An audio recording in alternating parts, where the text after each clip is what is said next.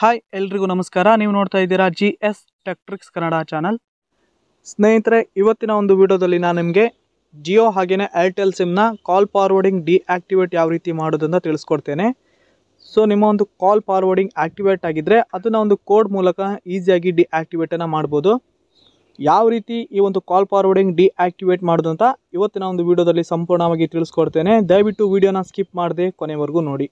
Video ಶುರು ಮಾಡೋಕ್ಕಿಂತ ಮೊದಲು ಸ್ನೇಹಿತರೆ, ನೀವೇನಾದರೂ ಮೊದಲನೇ ಬಾರಿಗೆ ನಮ್ಮ ಚಾನಲ್ನಲ್ಲಿ ವಿಡಿಯೋ ನೋಡ್ತಾ ಇದ್ದೀರಾ ಅಂದರೆ ದಯವಿಟ್ಟು ಸಬ್ಸ್ಕ್ರೈಬ್ ಬಟನ್ನ ತಪ್ಪದೆ ಕ್ಲಿಕ್ ಮಾಡಿ. ಹಾಗೆಯೇ ಬೆಲ್ ಐಕನ್ ಕೂಡ ಆಲ್ ಅಂತ ಸೆಲೆಕ್ಟ್ ಮಾಡಿ. ಪ್ರತಿಯೊಬ್ಬರು ಕೂಡ ತಪ್ಪದೆ ಸಬ್ಸ್ಕ್ರೈಬ್ ಮಾಡಿ ಕನ್ನಡ ಚಾನಲ್ನ ಪ್ರೋತ್ಸಾಹಿಸಿ ಬೆಳೆಸಿ. ಬನ್ನಿ ಸ್ನೇಹಿತರೆ, ಇದೀಗ ಇವತ್ತಿನ ವಿಡಿಯೋನ ಡೈರೆಕ್ಟಾಗಿ ಸ್ಟಾರ್ಟ್ ಮಾಡೋಣ.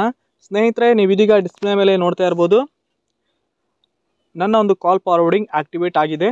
ಇಲ್ಲಿ ಫಾರ್ವರ್ಡಿಂಗ್ ಅಂತ ಇದೆ, ನಂಬರ್ ಕೂಡ ಇದೆ. ಈ ರೀತಿಯಾಗಿರುತ್ತೆ ಕಾಲ್ ಫಾರ್ವರ್ಡಿಂಗ್ ಆಕ್ಟಿವೇಟ್ ಆಗಿದ್ದರೆ.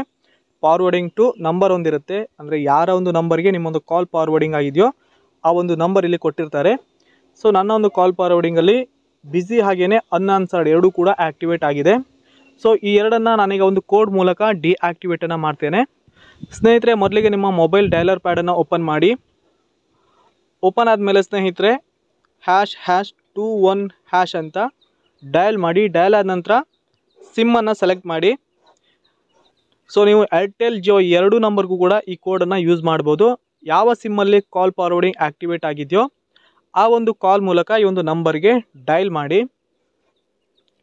ಡಯಲ್ ಆದಮೇಲೆ ಸ್ನೇಹಿತರೆ, ಇಲ್ಲಿ ನೋಡ್ಬೋದು ಕಾಲ್ ಫಾರ್ವರ್ಡಿಂಗ್ ಸಕ್ಸಸ್ಫುಲ್ ಅಂತ ಬಂದಿದೆ, ನೋಡ್ತಾ ಇರ್ಬೋದು. ಸೊ ನೀವು ನೋಡ್ತಾ ಇದ್ದೀರಾ, ಇವಾಗ ನನ್ನ ಒಂದು ಕಾಲ್ ಫಾರ್ವರ್ಡಿಂಗ್ ಡಿಆಕ್ಟಿವೇಟ್ ಆಗಿದೆ, ಆಫ್ ಆಗಿದೆ.